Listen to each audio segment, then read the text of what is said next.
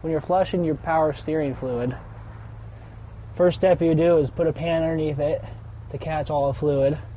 The next step would be to loosen the two nuts, the flare nuts on the pipe that go into the steering box.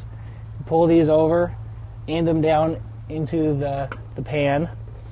It makes it easier if you have someone else to help out by running the car, turning the car on and pulling the steering wheel side to side, and that would make more of it spew out.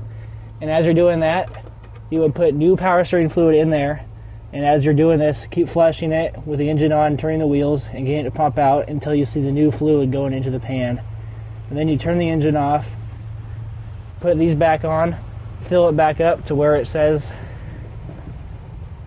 it has add, and it has a full hot level and full cold level.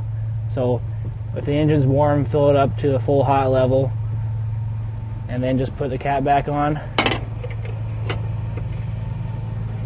tighten those back up, and you're done.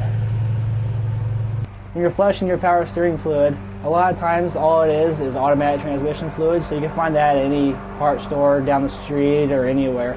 Some manufacturers will certify other things and have different compounds, so you have to look through the owner's manual and see what they recommend before you do it.